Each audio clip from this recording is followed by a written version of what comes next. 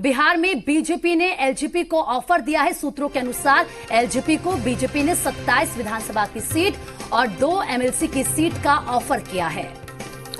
तो बड़ी खबर यह है कि जो तकरार चल रही है इस वक्त एलजेपी की तरफ से, जिस तरह का रवैया है उससे लगता है कि एलजेपी शायद गठबंधन तोड़ने का मन बना चुकी है। लेकिन इस बीच खबर यह है कि बीजेपी ने ऑफर दिया है कि 27 विधानसभा सीटों पर चुनाव लड़ने के लिए एलजेपी तैयार हो जाए और 2 एमएलसी की सीट का भी बीजेपी की तरफ से ऑफर दिया गया है। और इस वक्त पटना से हमारे पॉलिटिकल एडिटर शैलेंद्र जुड़ गए हैं, उनसे बात करते हैं। शैलेंद्र, जरा बताएं कि चूंकि एलजेपी एक तरफ 42 सीटों, हालांकि अब तक ऑफिशियली आंकड़ा नहीं बता रही है एलजेपी की कितनी सीटें चाहिए, लेकिन ये 27 और 2 का ऑफर बताया जा रहा है। जी बिल्कुल अभिषेक, आप सही कह रहे हैं कि 42 सीटें वो चाहती है, क्योंकि उसके 7 सांसद हैं, 6 लोकसभा सदस्य और 1 विधानसभा सदस्य।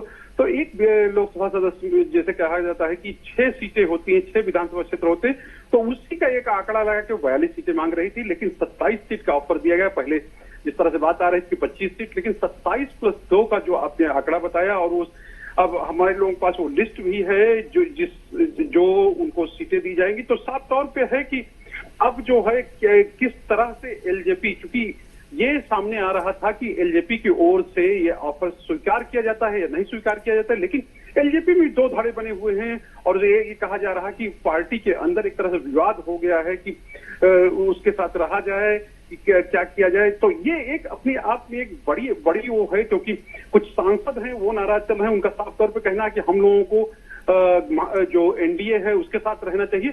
तो ये चीजें चल रही है और ये कहा जा रहा है कि आने वाले समय में, या कहें कि अगले बहुत समय नहीं बचा है, कुछ घंटों में ये सब चीजें बहुत क्लियर हो जाएंगी।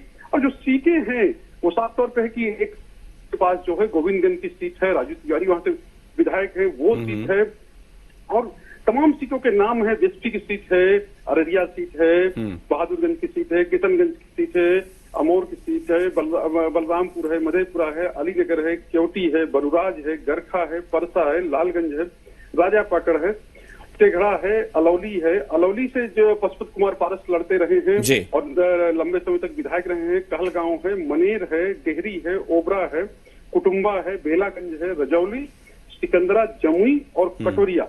ये बांका की कटोरिया सीट है, जमुई सीट है। शैलेंद्र, बस संक्षेप में बताएं कि क्या एलजेपी इस पर मान सकती है? ऐसा लग रहा है क्योंकि एलजेपी का जो रवैया है वो बड़ा नकारात्मक कह सकते हैं कि एनडीए में लग नहीं रहा है कि वो कंफर्टेबल है। देखिए अब चूंकि चीजें हैं कि अगर नहीं मानते हैं तो उनके पार्टी के सामने संकट हो जाएगा, पार्टी के अंदर एक टूट हो सकती है, ये भी वो लोग जानते हैं। और हमको नहीं लगता है कि इस स्थिति में पार्टी जाना चाहे कि जब उसके कोई सांसद वो नाराज होकर उससे चले जाएं या वो अपना एक दूसरा रास्ता करे। तो ये भी एक बड़ा सवाल है और इस सवाल से चिराग पासवान को जूझना होगा, क्योंकि जिस तरह की उनकी महत्वाकांक्षा थी कि हम बिहार का नेतृत्व करें, बिहार में हम एक सशक्त रूप में उभरे, और तो वो चीज हमको लगता है कहीं होती हुई नहीं दिख रही, क्योंकि वो एक गठबंधन का पार्ट है। और 2019 का चुनाव चाहे 2014 का चुनाव हो, किस चेहरे पर लड़ा गया था और किस तरह से सीटें आई है, सब लोग बिल्कुल जाहिर तौर पर एलजेपी ऐसा ना हो कि गफलत में पड़ के या किसी गलतफहमी में पड़कर अपना नुकसान कर ले। ये एलजेपी को समझना है, उसके नेतृत्व को